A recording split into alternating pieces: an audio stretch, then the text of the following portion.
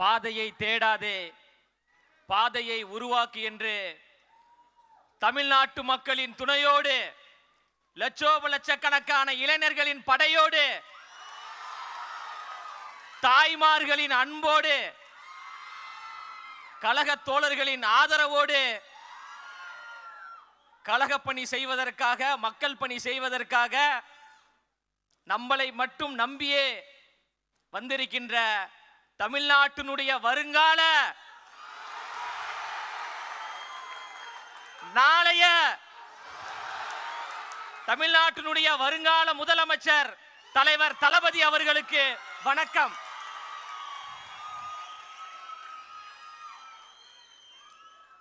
ஏற்றத்தாழ்வுகள் கூடாது, பிரிவினைகள் கூடாது, பாசிசம் கூடாது, பாயாசமும் கூடாது.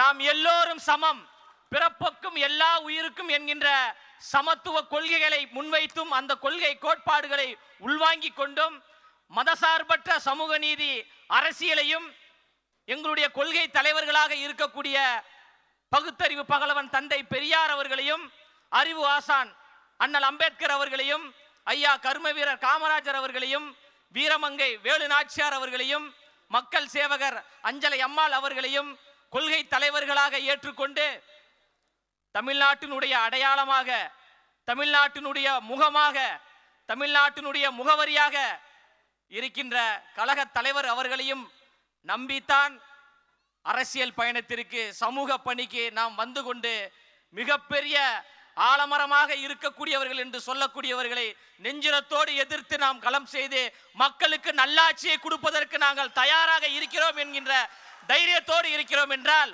ஒற்றை முகம்தான் தலைவர் என்கின்ற ஒரு ஒற்றை முகத்திற்காகத்தான் நாம் பணி செய்து கொண்டிருக்கின்றோம். தலைவனுடைய முகத்தை பாருங்கப்பா, முதல்ல எங்க தலைவனின் சிரிப்பை பாருங்க.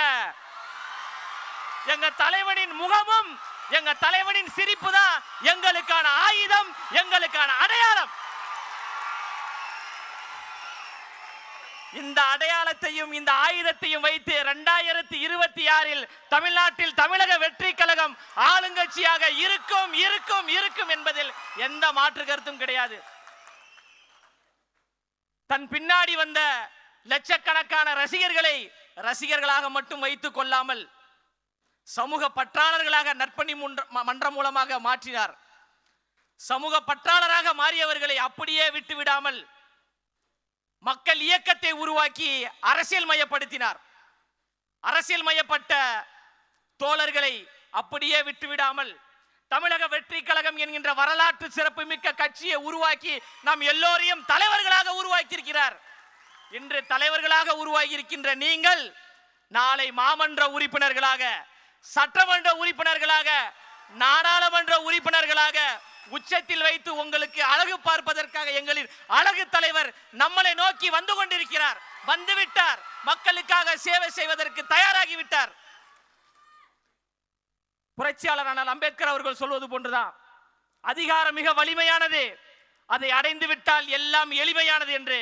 அந்த அதிகாரத்தை தலைவர் கைப்பற்றுவார், சமூக நீதி ஆட்சியை உருவாக்குவார், சமத்துவ ஆட்சியை உருவாக்குவார், இந்த மண்ணுக்கான மக்களுக்கான ஆட்சியை நிலைநிறுத்துவார். அதில் எந்த மாற்று கருத்தும் கிடையாது.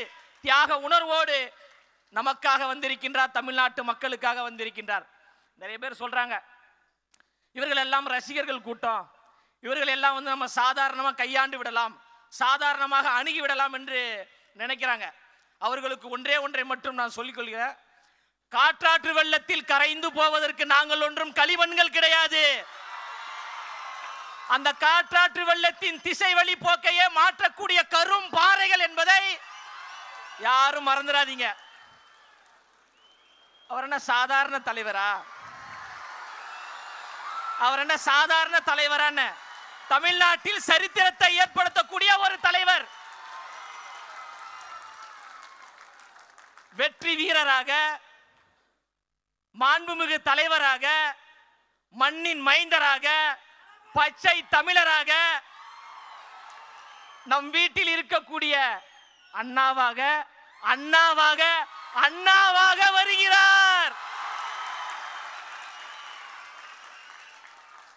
எவ்வளவு அடக்குமுறைகள் வந்தாலும், எவ்வளவு ஒடுக்குமுறைகள் வந்தாலும் அதை சந்திப்பதற்கு நாம் எல்லோரும் தயாராக இருக்கிறோம். நம் உயிரை கொடுத்தேனும் தலைவரை அந்த அரியணையில் நாம் அமர்த்துவோம் என்பதில் உறுதியாக இருப்போம். திரும்பவும் சொல்றேன், திரும்ப திரும்ப சொல்றேன், நமக்கான அடையாளம், நமக்கான முகவரி தளபதியினுடைய முகமும் தளபதியினுடைய சிரிப்புமே போதுங்க. தாய்மார்களுடைய ஆதரவு நமக்கு இருக்கு. அதனால யார் நினைத்தாலும் யார் தடுத்தாலும் தளபதி அவர்கள் சென்ட் ஜார்ஜ் கோட்டைக்கு முதலமைச்சராக செல்வதை எந்த கொம்பாதி கொம்பனாலும் தடுக்க முடியாது. அதற்கு நாம் எல்லோரும் அணிதிரண்டு களப்பணி செய்வோம் என்று கூறி பேச வாய்ப்பளித்த தமிழ்நாட்டினுடைய வருங்கால முதலமைச்சர் தளபதி அவர்களுக்கும் இந்த கழகத்திற்காக நேரம் பார்க்காமல் உழைத்துக் கொண்டிருக்கின்ற கழகத்தினுடைய பொதுச் செயலாளர் அவர்களுக்கும் மனப்பூர்வமான நன்றியை கூறி நிறைவு செய்கிறேன். நன்றி, வணக்கம்.